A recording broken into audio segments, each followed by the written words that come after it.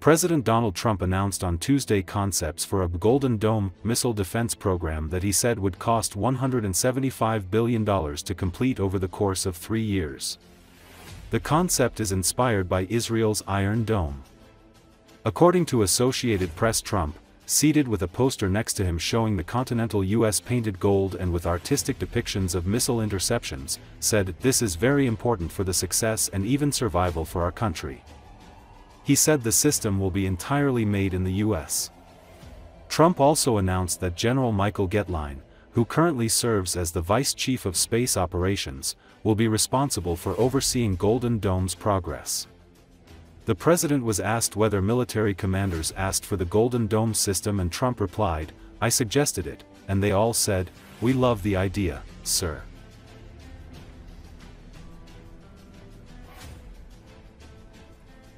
Thank you very much, and thank you for being here in the Oval Office, one of the great places of the world.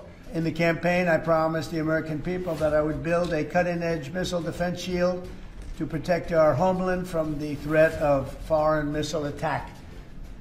And that's what we're doing. Today, I'm pleased to announce that we have officially selected an architecture for this state-of-the-art system that will deploy next-generation technologies across the land, sea, and space, including space-based sensors and interceptors. And Canada has called us and they want to be a part of it. So we'll be talking to them. They want to have protection also. So as usual, we help Canada do the best we can. This design for the Golden Dome will integrate with our existing defense capabilities and should be fully operational before the end of my term. So we'll have it done in about 3 years.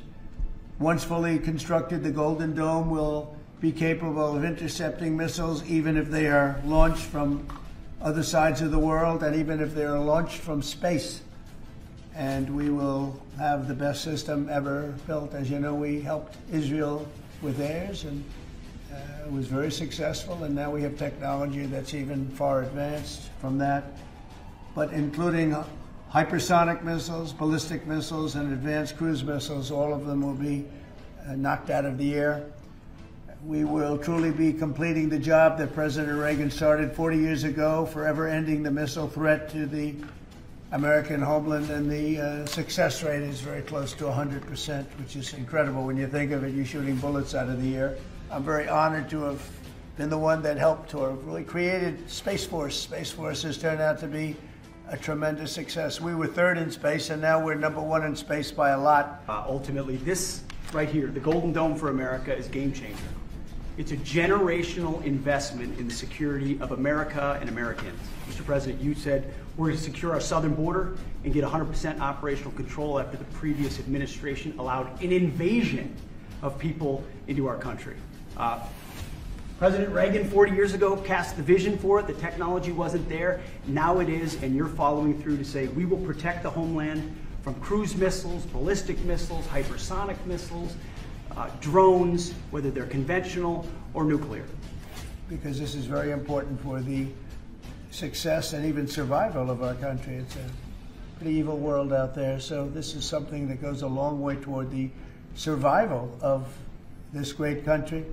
And as I said, we'll be discussing Canada. They want to hook in and they want to see if they can be a part of it. That sort of makes sense. I guess that's what I was talking about from day one. You know, it just automatically makes sense, and it won't be very difficult to do, but they'll pay their fair share. And as I said, we'll be discussing Canada. They want to hook in and they want to see if they can be a part of it. That sort of makes sense. So what does this get the United States? Somebody said the isn't current already system is adequate. There really is no current system. We have certain areas of missiles and certain missile defense, but there's no system. We just have some very capable weapons that hopefully we never have to use, but we have some very capable weapons. Now, this is a different league. There's never been anything like this. This is something that's going to be very protective. I think you can rest assured there'll be nothing like this. Nobody else is capable of building it either. Was it something that military commanders asked you for? Did they ask you to do this? Well, let me put it differently. I suggested it, and they all said, "We love the idea, sir." It is a great day for America. And also, very importantly, it's we're the only ones that have this. We call it super technology. Nobody else has it, and nobody else has really near what we have. U.S. President Donald Trump spoke with reporters in the Oval Office Monday evening about his phone call with Russian President Vladimir Putin earlier in the day, telling the press, "I do believe he wants to end it." According to Associated Press in a social media post shortly after separate calls with the leaders of both countries, Trump said Russia and Ukraine will immediately begin ceasefire negotiations. Still, the conversations did not appear to yield a major breakthrough. Later speaking to reporters in the Oval Office, he noted the process has got very big egos involved, I tell you. Big egos involved. But I think something's going to happen and, if it doesn't, I just back away and they have to keep going, Trump said. This was a European situation. It should have remained a European situation. Trump also said he told Putin, "We've got to get going." I said, "When are we going to end this, Vladimir? I've known him for a long time now." I said, "When are we gonna end this bloodshed, this bloodbath?" It's a bloodbath. And I do believe he wants to end it, Trump said.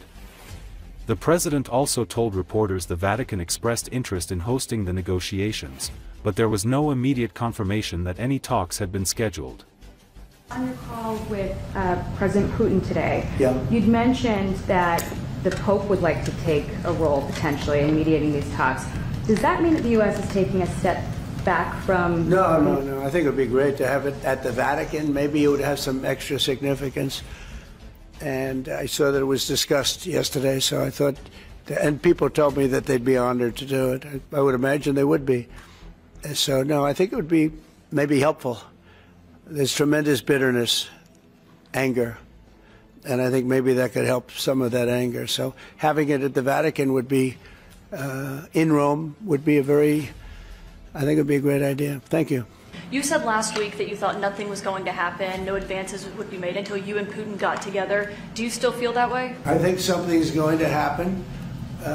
It's a got very big egos involved, I tell you. Big egos involved. But I think something's going to happen. And if it doesn't, I'd just back away and they're going to have to keep going. Again, this was a European situation. It should have remained a European situation. Did you ask President Putin to meet with you? About what? About Ukraine.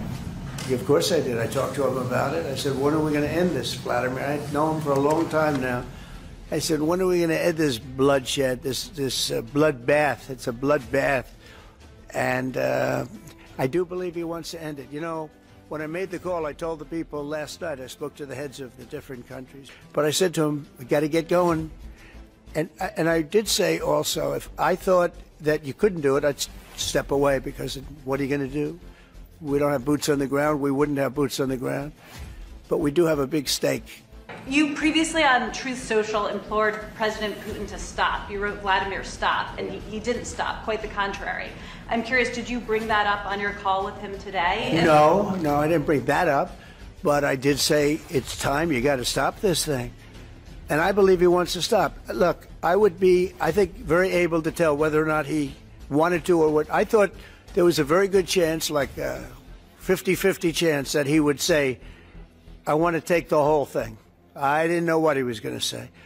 And then they have a different kind of a problem. But I believe he wants to stop. Pretty sure. Just now about backing away or walking away if it looks like it's going to be an intractable problem. Do you have a red line in your head of what would cause you to back away? And yeah, in my head, but not something I'm going to announce. But yeah, definitely in my head I do, yeah. Because this isn't our war. This is not my war.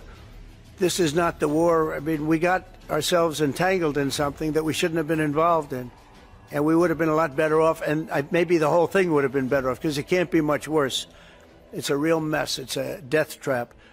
So I think that, yeah, I would say I do have a certain line, but I don't want to say what that line is, because I think it makes the negotiation even more difficult than it is. Yes, please. President Zelenski of Ukraine says that the Ukrainians are ready for a ceasefire. They're ready for peace negotiations. In your mind, is Ukraine doing enough to get this peace?